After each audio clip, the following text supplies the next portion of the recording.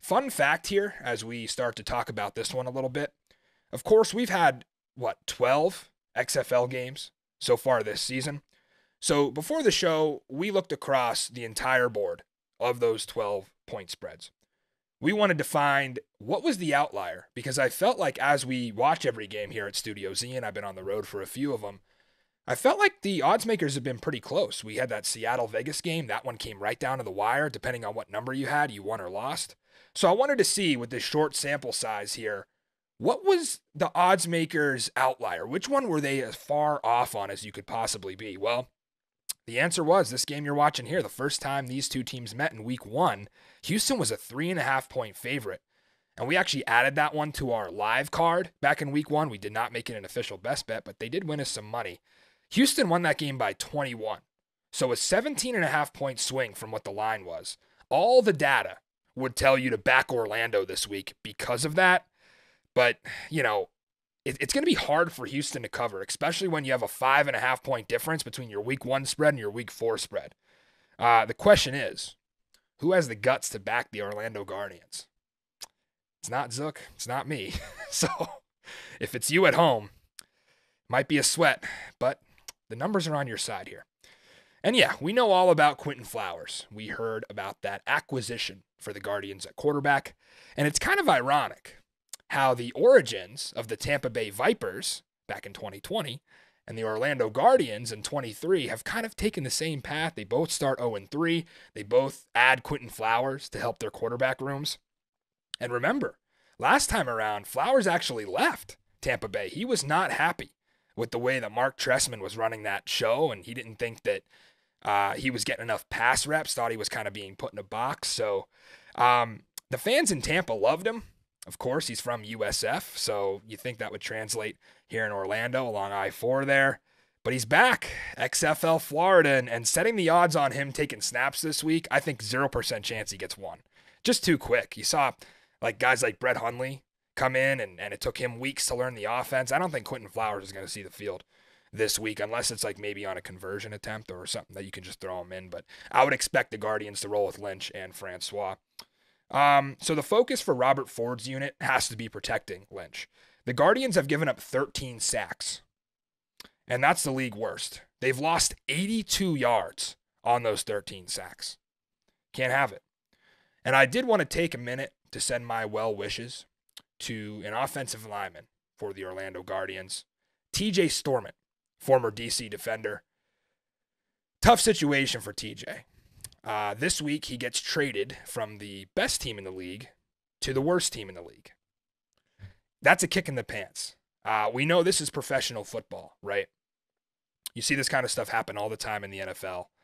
But to just be hitting your peak, and TJ Storment, we shout him out on last week's show, one of those old linemen who has started for DC all year and kind of stepped in when they had injuries to Cody Conway and Jersey Mike Maietti, now finds himself on Orlando. And in contrast to Quentin Flowers, who was acquired and probably won't see the field this week, TJ Storment's going to be plugged right in because Orlando is desperate for help along that offensive line.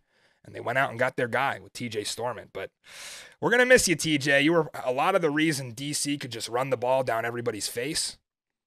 And I don't know. I'm not as confident in the DC offensive line as I was with you there. So we'll miss you. According to that week 4 depth chart, you'll be starting immediately. So good to see you in there getting some action at least. Orlando reactivated tailback Devin Darrington from the injured reserve. Something to keep your eye on. Jamaine Martin, the starting tailback there, had his issues protecting the rock last week. He had 2 fumbles, and he had a promising start, but you think you'll see maybe more of a carry share with Darrington.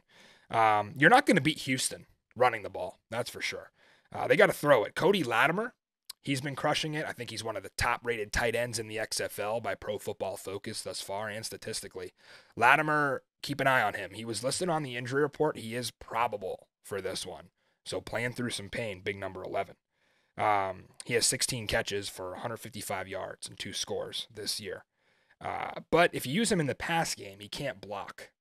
And that's what worries me because Houston racked up 7 sacks in this matchup in week 1. So when you go to the other side of the ball, looking at that A.J. Smith Houston offense against the Tony Carter Orlando defense that's overseen by head coach Terrell Buckley, Houston offense has been hard to figure out They've scored 30 more points in the first half than they have in the second half. That's too wide of a margin for me. Something's wrong with this team in the second half. And Zook and I were talking about it, and we think it has a lot to do with getting conservative. So I think that play calling has to change. Full throttle, all gas, no brakes for the Houston Roughnecks. That's what we want to see. That conservative play, it almost cost them last week. They had San Antonio down on the goal line. They had to stop them 4 times from the 1. Early candidate for most underappreciated player in the league is Max Borgi, the tailback for Houston. He's a running back in an air raid offense, and he used to run that at Washington State when he was with the late Mike Leach. Borgi listed on the injury report, but he was a full participant in today's practice, so we expect him to play. He is 3rd in the league in rushing, and he's tied for 1st with touchdowns. Not too shabby for an offense that likes to air it out. So the pick here, Zook, as always, the Houston Roughnecks. I think this will be closer than the experts expect. I could see it maybe being a 10-point game, but I think we both talked about this, and you want to lay the points with Houston, but something just kind of scares you away here. What is it for you that you know Houston's going to win, but you're not totally sold in the 9? It is. On the road? It comes down to the points are a lot, but it feels like almost everything. Are we overthinking it, though? Like, this team has made us money this year. They've been solid coaching. They're reliable, right? But 9 points. Yeah. Foreshadowing the best bet. Ooh, so Zook having some confidence here. It does me as well, but I don't have the balls to back Orlando. I would love to. And speaking of Eli Rogers coming up, he gave us a few reasons to, but it's a hard sell at this point. They covered last week. They were plus 8.5. They lost by 1. Mikey Manziel's not going to take that chance because the Orlando Guardians didn't call him. They signed Quentin Flowers instead. So, Mikey, you're not player 54. You might be player 540. So a ways to go for Mikey Manziel to find his way on an XFL roster.